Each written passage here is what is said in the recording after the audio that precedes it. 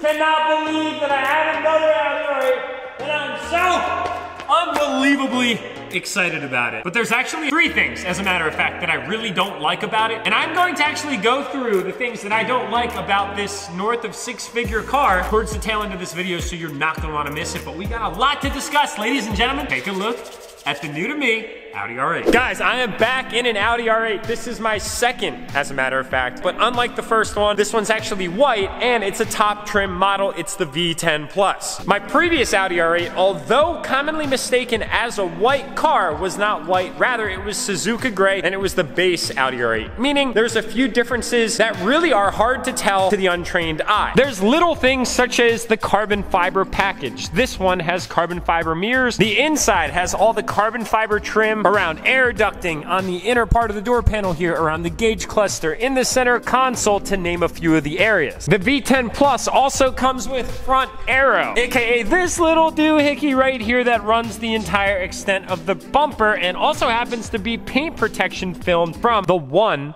original previous owner. Yes, this is a one-owner car. It's only got 4,000 miles on it, and I had bought it actually with 3,750 out of Royal Oak, Michigan. Ironically, the same town and area that my first Audi R8 came from. Now, a few other things on the Audi R8 V10 Plus that are different are the brakes. These are bigger, beefier, and they are carbon ceramics. It also comes with a cool little carbon fiber spoiler and a true carbon fiber diffuser, whereas on my previous car, there was no spoiler, yet there was kind of like this active aero wing, which, it was okay. And the diffuser itself, although it looked the same, was not carbon fiber. And then on the inside, are you guys surprised that this thing matches the OBS and my Corvette and my love for having an accentuated, eclectic, complementing, not black interior color? Come on, guys, I haven't changed at all. My love for automobiles just continues to grow and evolve. So the V10 Plus has these cool, quote, diamond stitched inserts in their seats. It's actually up on the ceiling, but it's very hard to see, and the whole ceiling is a suede style Alcantara, which is actually very nice to touch. I'm touching it right now for the first time, and I quite enjoy it. And then here on the steering wheel, you're gonna be able to identify a V10 Plus from the normal V10, because these two buttons don't exist on the standard non-V10 models. This opens the exhaust valve valve, and this controls some of your race or track style modes. Pretty cool. And there's two other components that you cannot see, but they look good on paper and they feel very good when you're behind the wheel. One is the transmissions are actually different. They come with different gearing ratios that make the car feel a significant amount faster. And then two, it came with a little bit of a spicier tune on the 5.2 liter V10 that is probably the most iconic motor to ever exist in my personal opinion. And that is another reason why I'm back in the Audi R8 platform, because the V10 that is unfortunately being discontinued in 2023 is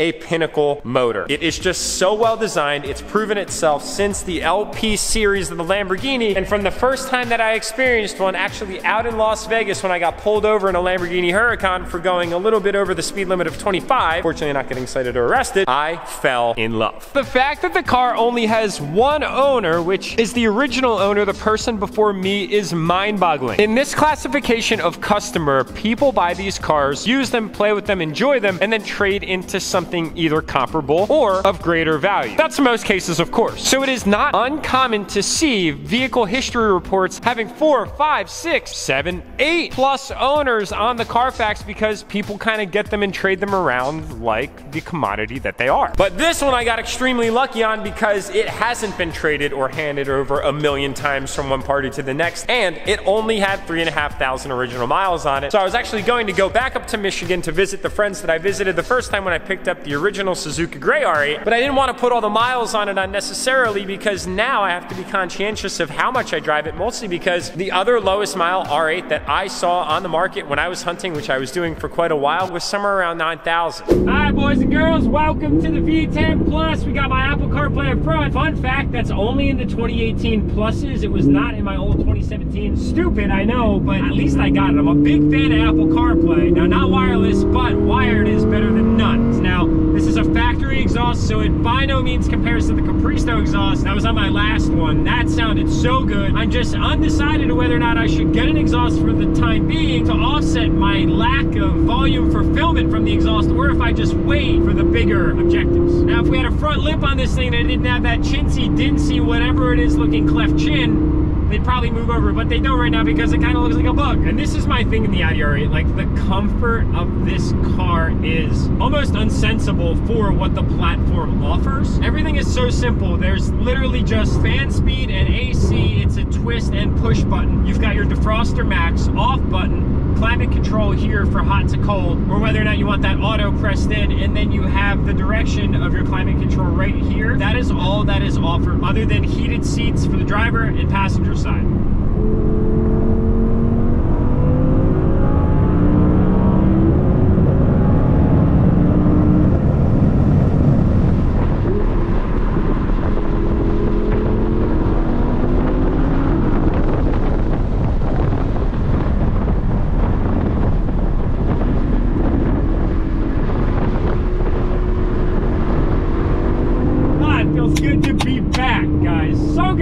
All right, now let's talk about the 3 things that I absolutely cannot stand about this car that will ultimately be changing, with the exception of one. All right, so number 1, I actually don't like how these cars look factory. They sit just a little bit too high. The wheels are really tucked inside the fenders. The aero does not accentuate the actual lines of the car. It's got a tiny baby spoiler. It's got a tiny baby diffuser. And this is the worst pathetic excuse for a front lip I've ever seen in my entire life, although Audi thought it was an okay idea. I think that the chrome around the grille and this kind of gray chrome that they do inside the honeycomb is absolutely atrocious. They should have made it this way from the factory. I think they look a little bit too bubbly and their lines just aren't accentuated with the right ground effects. Number 2, this car was sold to me as, quote, perfect, but when I unloaded it, I actually found, in fact, that it is not perfect. The previous seller failed to mention that the entire front wheel is essentially 50% curb rashed. We've got curb rash all around the bottom side to here, from here to there, and then starting again here all the way out to there, and they are some gnarly rashes. So that was kind of disappointing to me as I was walking up to seeing this car in person after buying it blind for the first time. Now, fortunately, that's only about $150 to fix, because being that the damage is all on the lip, we can actually just machine that down and it'll be as good as new. And number 3, the Huracan has a feature that the Audi R8s don't, and that is a front lift. So there's a button inside the Huracan that lets you actually actuate these little dampeners that actually raise the front end so you can pull into areas that have an aggressive entrance. The chassis are essentially the same between the Huracan and the Lamborghini. It's just that Audi opted to not put a front lift in, which is interesting because even on Corvettes you can get that as an option today. And that is the one thing that I might not be changing on the car because it's a roughly $3,000 modification to the car, and I'm just not sure if it's going to be worth it, but only time will tell. Now, I tend to have this problem that I'll buy parts for a vehicle that I don't even own yet, and this one is no exception. Before it came in, I had already had all the necessary modifications coming in and arriving to where it is that I'm located right now, so this thing will oversee an entire transformation, and that's all going to be going down within the matter of the next few weeks. So yes, you might say that I absolutely love this platform, I love the powertrain, I love the transmission, I love the interior, I love the potential of the exterior, and we are about to make some changes to make this thing fall in line with all those lovely OEM Plus changes that I love to make to these things day in and day out. Now, my Denali is actually out there, and small spoiler alert, the end goal for me as a kid, I always wanted a matching fleet. So if that tells you something, you might be able to take an educated guess as to the direction of wheels that I'm going to be going. It's already a white car, and it's got all the other elements to complement my Denali as much as my Denali complements it. Now, lastly, I should say though that the car did come with PPF on the entire front end, which is amazing as these things are low and they catch a lot of debris getting thrown up at them on the road, and it is the best money you could ever do to protect your investment, whether it's a car or a truck. But the day that I got it, it still had a problem and I had to get that fixed immediately. But before we do that, I just want to say you and that truck might have a very bright future together, so consider getting entered, because one entry is all it takes for your chance to win.